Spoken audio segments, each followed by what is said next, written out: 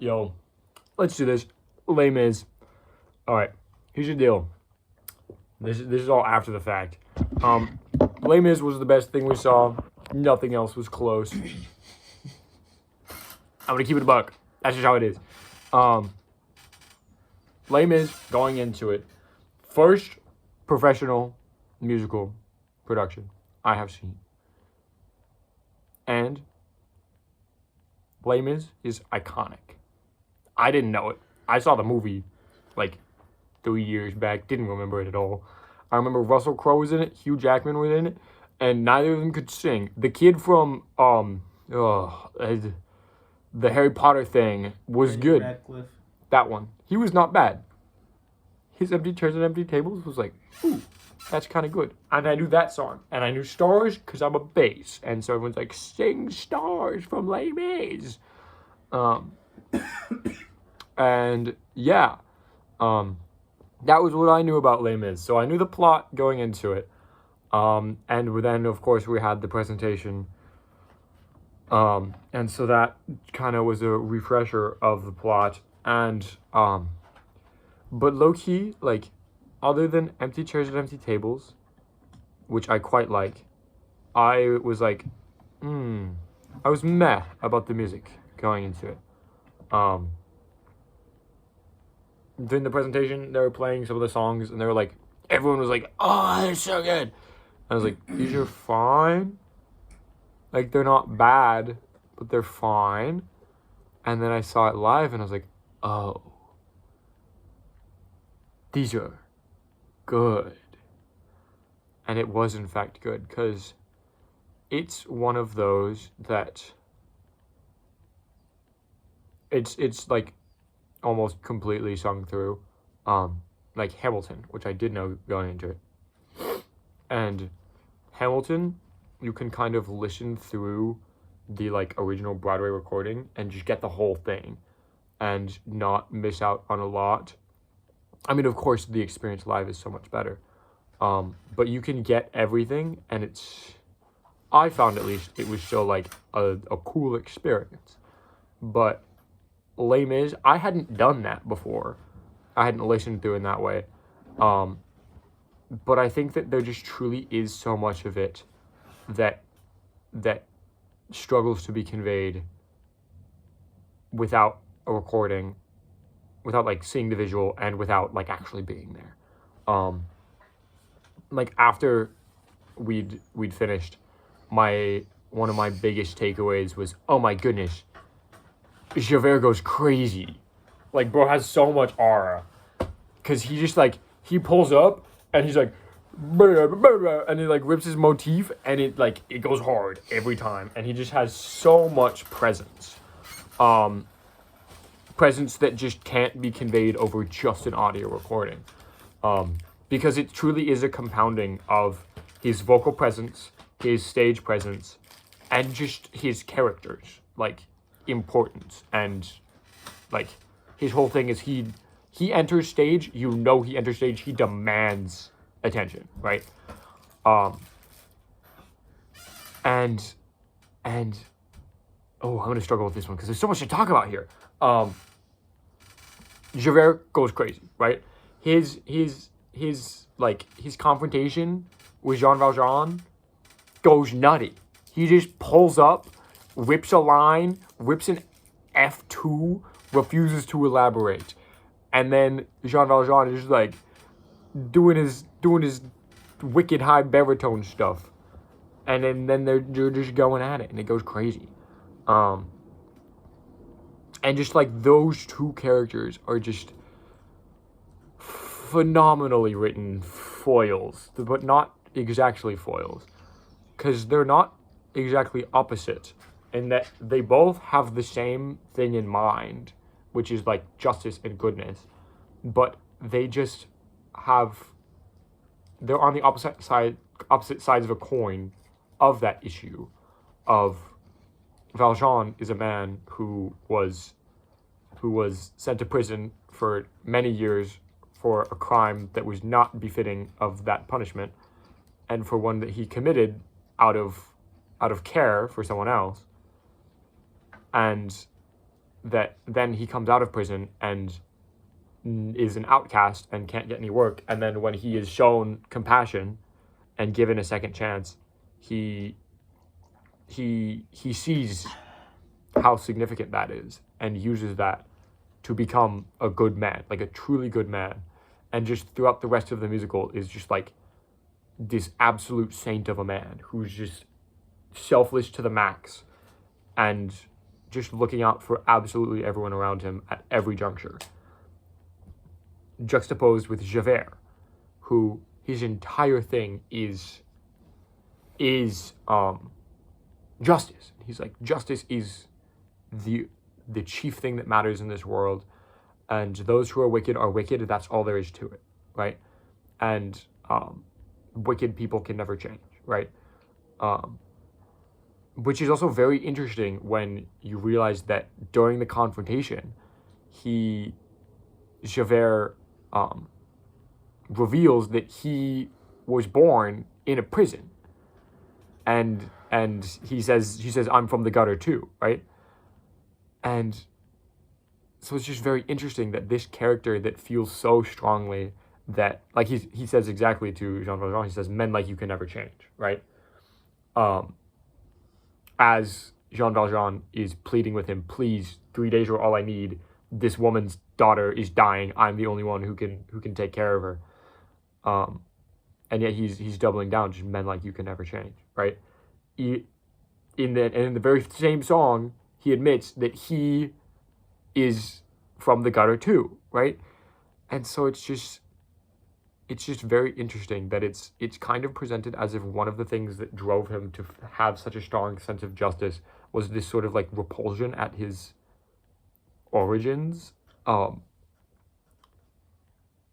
and yet he's still so adamant that bad people are bad, and that's how it is. And then throughout, you just see time and again, Jean Valjean just prove that he has like nothing but love and care for others, and Javert time and again be completely confounded by him, and just adamant, men like you can never change. I will hunt you down. I will win. And then yeah, in the end, you get Javert is delivered to Jean Valjean, and Javert's fate is in his hands. And Jean Valjean lets him go.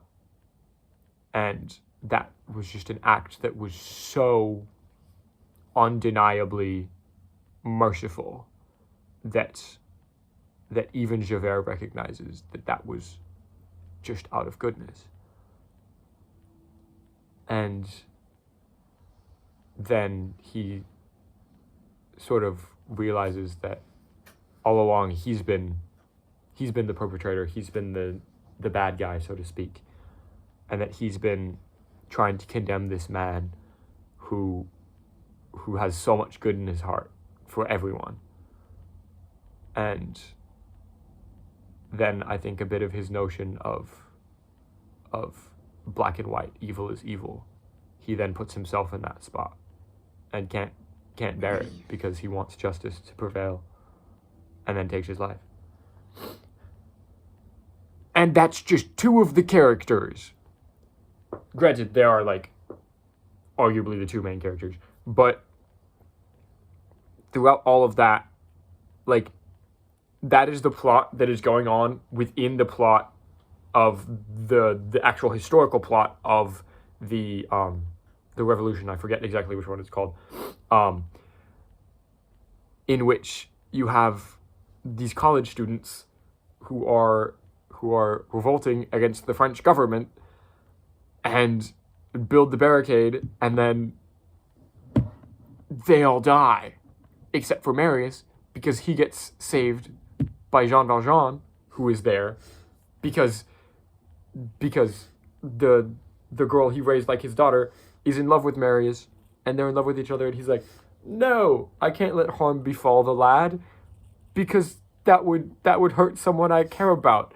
And so I'll go to this battle, and even though, like, people are going to die, everyone is going to die except him and the Marius, and I'm gonna drag him through the sewers and save him.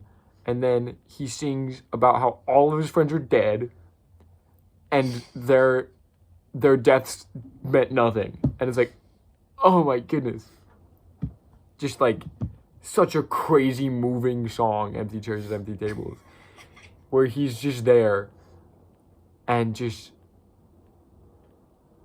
singing about how he's never gonna see his friends again, and all of their deaths were in vain and solved nothing. And it's like, I think it's also the perfect example of how the plot itself doesn't necessarily need to be complex in order to be moving.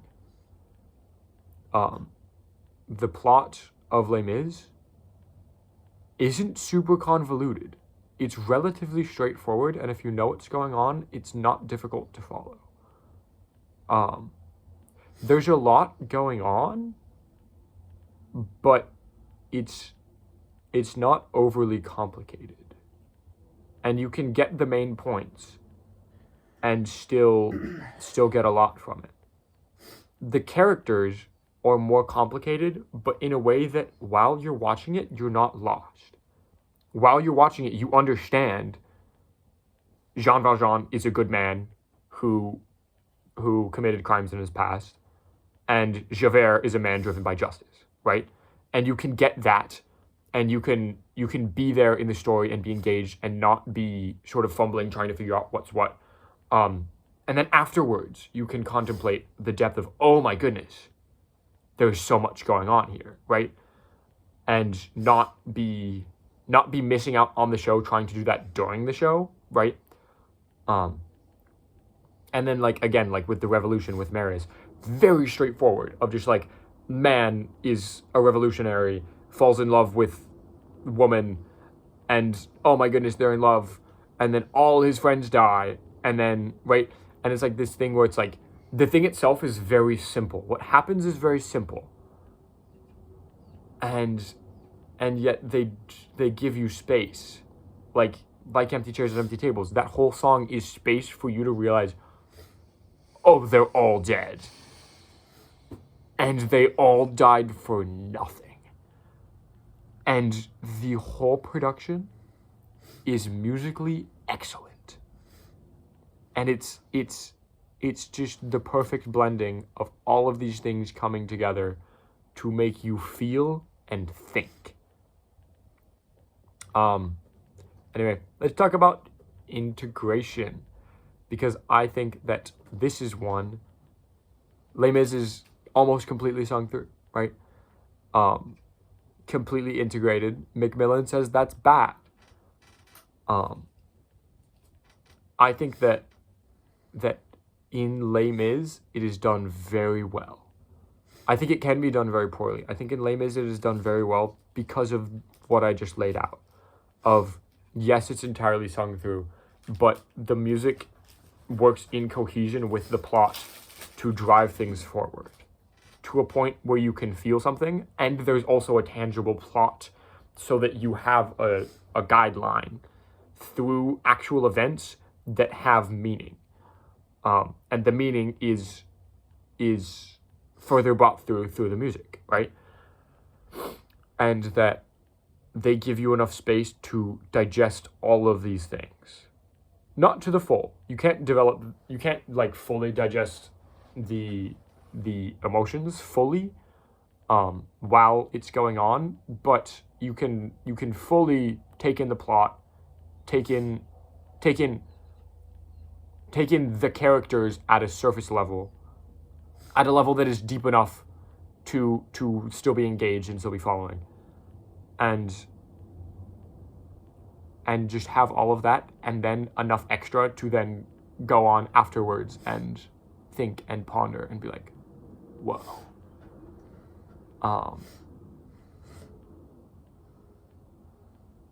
Yeah, and it really just is a phenomenal blending of so many different aspects that make musicals, like that make the genre so potent when done right. That I think Les Mis is just a phenomenal example of a phenomenal musical. Other things, technology. I think in Les Mis, the production we saw, they had not a ton of technology. They used it a bit sparingly, but they used it well when they used it. In the first example I think of is in Javert's Suicide. He was singing, and then the bridge comes out, and you can tell, oh, he's on the bridge now. And then as he's finishing, he is rising up, and the bridge is like going away, and you can like see he's falling. But again, it's not using technology to substitute for a musical excellence, because in that moment he's hitting the highest note he hits in the entire musical. And it's not just a high note for a high note. It's a proper high note, and it's not necessary, but it does its job and does it well. And it's just, and then I can also then talk about musical motifs here, because they're phenomenal. But because like he sings in his Suicide, he sings Valjean's soliloquy, which is like his reckoning of the world of Jean Valjean and his place in it, like his place in his own world, right? And he's like, who am I? Who am I? Like, what is my identity? What do I stand for, right? And then in the end, Javert talking about leaving behind the world of Jean Valjean because he can't take it, because he realizes who Jean Valjean is, that he's a good man, and that's too much for him. And it's just, because even the like simple motifs of each of the characters are like the sort of recit-esque, right? They're such that they're simple, and yet as the musical progresses, they grow in complexity and in meaning and in intentionality and in importance, because they are gaining meaning as you go, because they are so deeply tied to the characters they're tied to, and to the emotions that they're tied to, that they just pick that all up as they go along and continue to bring it forward in a way that just compounds as you go along. Yeah, there's just so much there that I'm it's easy to look at and just get lost in it all, because it all blends into one thing. And that's, I think,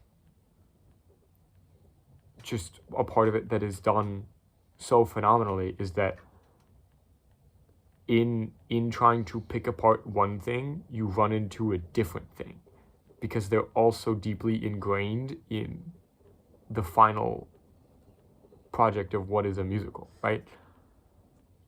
And yeah, just the blending of all of it. But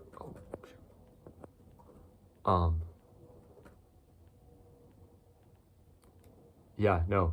And then yeah, not even to touch on, because then with something as heavy as Les Mis, you of course run into issues of, okay, is this going to be too dense and like, oh my goodness,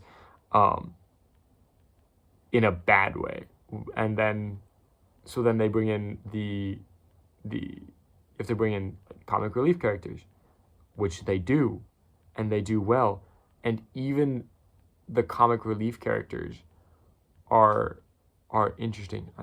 Their names are slipping my mind right now, but they're interesting, and they're not just surface level characters. And that's, I think, something I appreciate about Les Mis, is that all of the characters both serve their purpose and are fleshed out, right?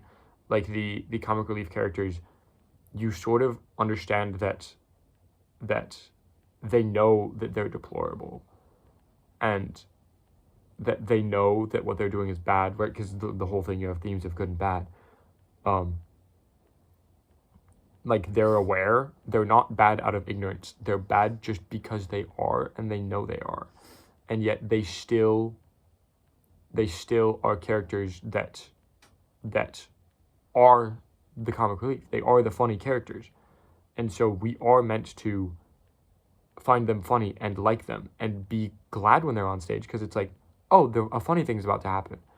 And yet that brings the audience to have to come to terms with, can I really be appreciating this character as a character that is such an awful character, like such an awful person, and yet they are like deeply hilarious and like strive to be even like relatable, you know, because we all like to be around funny people, you know?